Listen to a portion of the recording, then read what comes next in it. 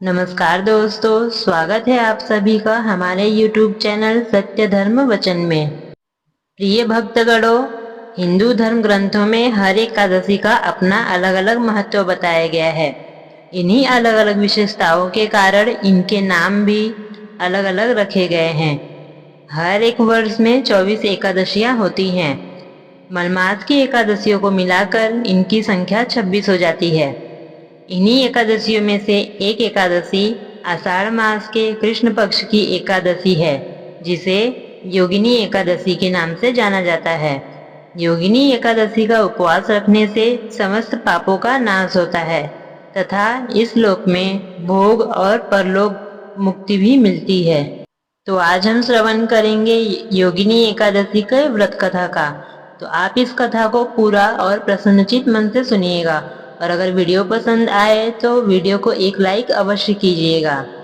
तो ये महाभारत काल की बात है। एक बार धर्मराज युधिष्ठिर ने भगवान श्री कृष्ण से कहा, हे त्रिलोकीनाथ, मैंने ज्येष्ठ माह के शुक्ल पक्ष की निर्जला एकादशी की कथा सुनी।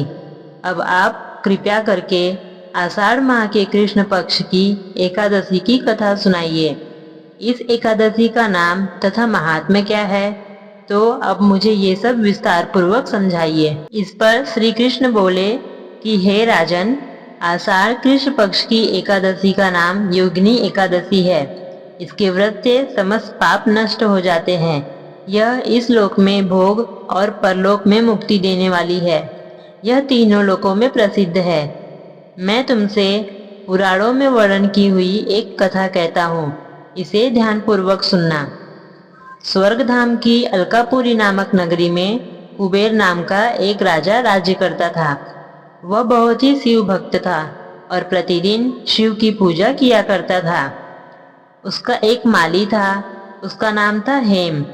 तो हेम नाम का माली पूजन के लिए उसके यहाँ फूल लाया करता था।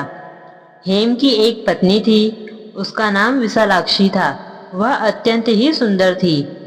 एक दिन वह मानसरोवर से पुष्प तो ले आया, लेकिन कामासक्त होने के कारण वह अपनी स्त्री से हास्य विनोद तथा रमण करने लगा। इधर राजा दोपहर तक उसकी राह देखता रहा।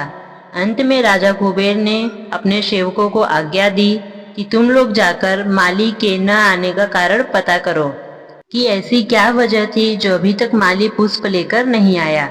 जब सेवकों ने उसका पता लगा लिया तो राजा के पास जाकर बताया, हे राजन, वह हेममाली अपनी स्त्री के साथ रमण कर रहा है।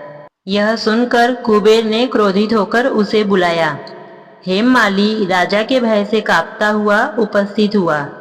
राजा कुबेर ने क्रोध में आकर कहा, अरे पापी नीच, तूने मेरे परम पूजनीय ईश्वरों के ईश्वर श्री शिवजी महाराज का अनादर किया है। इसलिए मैं तुझे श्राप देता हूँ कि तू स्त्री का वियोग सहेगा और मृत्यु लोक में जाकर कोढ़ी हो जाएगा।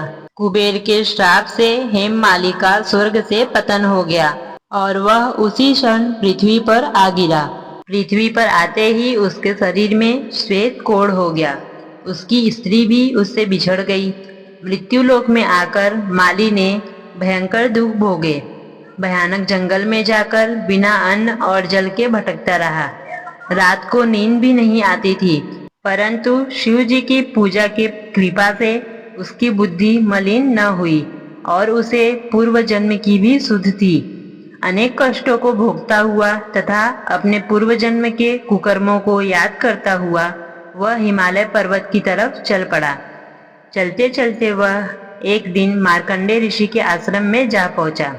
वह ऋषि बहुत ही वृद्ध और तपस्वी थे।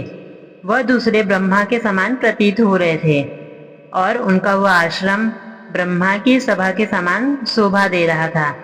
ऋषि को देखकर हेममाली वहां गया और उन्हें प्रणाम करके उनके चरणों में गिर पड़ा।